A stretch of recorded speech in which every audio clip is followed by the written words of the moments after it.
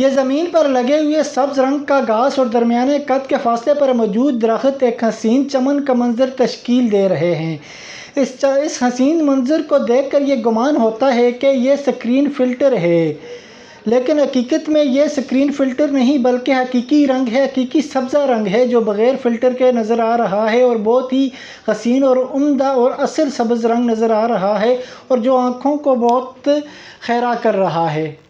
دوستو، جیسے یہ بڑی حسین جگہ ہے، اسی قسم کی کئی اور حسین اور دیکھنے کے لائق کافی جگہ آگے بھی ہیں، اور وہ حسین اور خوبصورت جگہ دیکھنے کے لیے آپ اس ویڈیو سے جڑے رہیں۔ امید ہے کہ آپ کو وہ جگہ بھی پسند آئیں گی۔ اس خوبصورت جگہ سے ذرا آگے چلنے پر ہمیں ایک طرف ایک مسجد نظر آئی جو کہ سادہ طرز پر بنی ہوئی ایک خوبصورت اور عمدہ مسجد ہے، جو حسن فطرت اور حسن تعمیر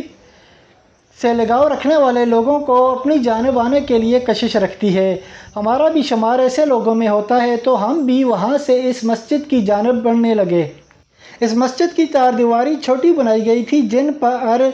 نوکدار ڈیزائن بنایا گیا تھا۔ یہ نوکدار ڈیزائن ان دیوار اور اس مسجد کی خوبصورتی میں اضافہ کر رہا تھا۔ اس مسجد میں داخل ہونے سے پہلے اس کے ایک بیرونی کونے میں ہمیں ایک سیکیورٹی پروف واٹر کولر نظر آیا اور اس کے ساتھ ہی یہ ایک خالی پلاٹ نظر آیا جس کے پیچھے مرگلہ کی پہاڑیاں موجود تھی۔ مسجد کے اس مین لکڑی کے دروازے سے اندر داخل ہونے پر ایک طرف ہمیں وضو کرنے کی یہ جگہ نظر آئی، اور اس وضو کرنے کی جگہ سے آگے جب دیکھا تو آگے اس مسجد کا ایک مینار نظر آیا جو کہ کچھ سادہ طرز اور کچھ ڈیزائن پر مشتمل تھا۔ اس مینار کے بعد جب نظر اس مسجد کے فرش پر پڑتی ہے تو اس فرش پر ہمیں سبز رنگ کی ایک قالین نظر آتی ہے جو کہ ایک مصنوعی اور گھاس نما قسم کی قالین ہے۔ پھر اس کے بعد مسجد کے دوسرے اندرونی کونے میں دیکھا جائے تو یہاں پر ایک بڑا سا درخت لگا ہوا نظر آتا ہے، اور اسی درخت کے باہر والے کونے پہ وہی سیکیورٹی فور واٹر کولر ہے۔ اگر اس مسجد کی چھت کو دیکھا جائے تو اس کے فرنٹ کے دونوں کونوں پر دو چھوٹے چھوٹے مینار بنائے گئے ہیں، اور فرنٹ پر درمیان پر جو ہے تو خوبصورت پر ڈیزائن سٹیپ بنایا گیا ہے۔ اس کے بعد اس مسجد کی فرنٹ پر 3 پلر ہیں جو کہ گولائی نما ہے، اور اس قسم کے پلر اکثر دیہاتوں میں مسجدوں کے بنائے جاتے تھے اور جن کی فرنٹ گول ہوتی تھی۔ اس مسجد سے واپس نکلتے ہوئے کونے میں پانی کی کالی ٹینکی نظر آتی ہے۔ لیکن اگر دیکھا جائے تو دوستو یہ مسجد بھی بہت ہی خوبصورت ہے، اور مسجد کے آس پاس درختوں کے یہ جھنڈ بھی ہیں، اور ان درختوں کے جھنڈ اور سبزے کی وجہ سے بھی یہ جگہ بہت ہی خوبصورت اور عمدہ نظر آتی ہے۔ بندے کا دل کرتا ہے کہ یہاں ہی بیٹھا رہے، بہت ہی زبردست نظارہ ہوتا ہے۔ دوستو اس مسجد سے نکلنے کے بعد ہمیں نیچے ایک طرف ایک ایسی جگہ آئی جہاں پر کچھ درختوں کے جھنڈ تھے اور کچھ سبزہ تھا، اور اس میں چیڑوں کے درخت اور سروے کے درخت تھے، اور اس کے ساتھ ہی یہاں پر ہمیں ایک نرسری نظر آئی، اور اب ہم اس نرسری کی جانب جا رہے ہیں۔ اس نرسری کے چاروں طرف یہ باڑ کی گئی ہے جو کہ لوہے کی جالی سے کی گئی ہے، اور اس کا دروازہ بھی اسی قسم کا بنایا گیا ہے۔ تو اس کے دروازے سے جب اندر ہم دیکھتے ہیں تو اندر جو منظر نظر آتا ہے بالکل ہی سبزے سے پر نظر آتا ہے، اور وہی چیڑوں اور سروے کے درخت نظر آتے ہیں، اور اس کے ساتھ ہمیں نرسری کی کیاریاں نظر آتی ہیں۔ نرسری کی ان کیاریوں میں کافی درخت لگائے گئے ہیں، یہاں پر درختوں کی افزائش کی جاتی ہے، اور پھر یہاں سے جو ہے تو ان پودوں کو اکھاڑ کر اسلام آباد کے دوسرے حصوں میں لگایا جاتا ہے۔ اسلام آباد میں جتنے بھی درخت لگے ہوئے ہیں اور پودے بھی لگے ہوئے ہیں ان کی نرسری یہاں لگائی گئی ہے، اور اسی وجہ سے اسی درختوں کی اور اسی سبزے کی وجہ سے یہ اسلام آباد خوبصورت نظر آتا ہے اور دنیا کے خوبصورت ترین دارالخلافوں میں شمار ہوتا ہے۔ اور پھر اس نرسری کے باہر بیرونی سائڈ کا منظر بھی دیکھیں تو بہت ہی عمدہ نظر آتا ہے۔ یہ جگہ اسلام آباد کے شہر کے ایک کونے میں ہے، اور شہر میں ایسی جگہ کا ہونا ایک بہت بڑی غنیمت ہوتی ہے، بڑی ہی پرسکون اور خوبصورت جگہ ہے۔ دوستو اس جگہ سے جب ہم آگے پہنچے تو آگے ہمیں ایک بلڈنگ سی نظر آئی جو کہ پہاڑیوں کے بنیادوں میں نظر آ رہی تھی، اور اب ہم اس بلڈنگ کے قریب جا رہے ہیں۔ اس بلڈنگ کے قریب جاتے ہوئے سب سے پہلے ہمیں کچھ بورڈ نظر آئے جن پر کچھ ہدایات اور مرگلہ ہلز انتظامیہ کی جانب سے کچھ قوانین وغیرہ لکھے گئے تھے، اور اس بلڈنگ کے سامنے یہ براندہ جو کہ 4 دیواری کے بغیر ہے، ایک پلاٹ ایک چمن نما نظر آتا ہے جو پہلے کی طرح سبزے سے پر ہے، اور اس میں ایک درخت ایک طرف کو جھکا ہوا ہے، اور دوسری طرف نظر دوڑائی جائے تو سامنے مرگلہ کی پہاڑیاں استادہ نظر آتی ہیں، اور ان پہاڑیوں پر یہ جنگل پھیلا ہوا نظر آتا ہے۔ دوستو یہ جو عمارت ہے، یہ عمارت اسلام آباد کے کونے میں مرگلہ کی بنیادوں میں محکمہ جنگلات کی جانب سے اس جنگلات اور حیوانات کی حفاظت اور دیکھ بھال کے لیے بھی بنائی گئی ہے، اور اس کے علاوہ یہاں آنے والے سیاحوں کی رہنمائی کے لیے بھی بنائی گئی ہے۔ اگر یہاں کوئی سیاح آتا ہے تو وہ اس عمارت میں آ کر یہاں موجود بندوں سے رہنمائی حاصل کر سکتا ہے۔ یہ جگہ اسلام آباد کا ٹریل 5 کہلاتی ہے۔ اس عمارت میں داخل ہونے کے بعد ہمیں ایک دیوار پر ایک بڑا سا بورڈ نظر آیا، جس پر درختوں کی مختلف اقسام اور ان کے بارے میں معلومات وغیرہ درج تھی، جن میں جو ہے تو کھجور، بیر، چیڑ، دمن، بلئی،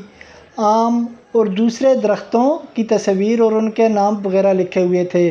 اور یہ چیز جو ہے تو ایگریکلچر کا کوئی اسٹوڈنٹ ہو یا باٹنی کا کوئی اسٹوڈنٹ ہو تو اس کے لیے بہت مفید ثابت ہو سکتی ہے۔ اس کے بعد ہم عمارت کے اس عقبی اور درمیانی حصے میں گئے، جو کہ اپنی جگہ پر اچھا اور خوبصورت تھا، اور یہ کسی ٹائم یہاں پر جو ہے تو آؤٹ ڈور ایجوکیشن کا کام بھی دیتا ہے، اور اس کے پیچھے تمام جھاڑیاں وغیرہ تھی، اور پیچھے پھر مرگلہ کی پہاڑیوں کا سلسلہ شروع ہو جاتا تھا۔ اس کے بعد جب ہم دوسری دیوار کے قریب پہنچے تو یہاں پر بھی ہمیں ایک بڑا سا بورڈ نظر آیا، جس میں پہلے درختوں کی طرح پرندوں کی قسموں کی اقسام درج تھی اور ان کی تفاصیل وغیرہ بھی درج تھی، اور ساتھ تصویریں وغیرہ بھی تھی۔ ان پرندوں کی تصویروں کے ساتھ یہ جو جنگل کی تصویر نظر آ رہی ہے، ایسی ہی تصویر اس مرگلہ کے جنگل میں حقیقت میں موجود ہے۔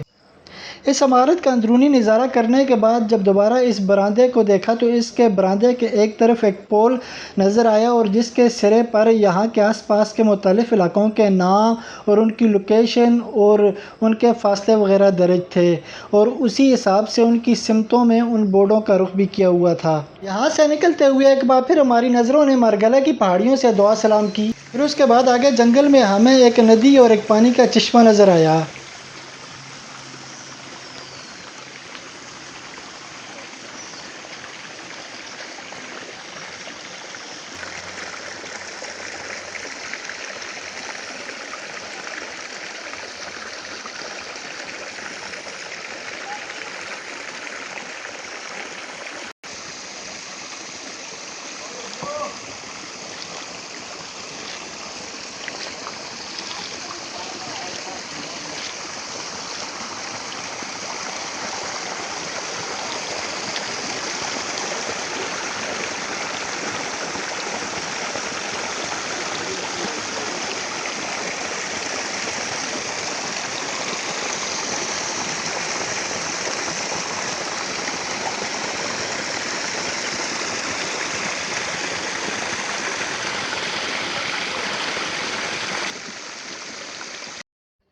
یہ ندی اور یہ چشمہ مرگلہ کی پہاڑیوں کے اس طرف سے آتا ہے اور یہاں سے ہوتا ہوا بہتا ہوا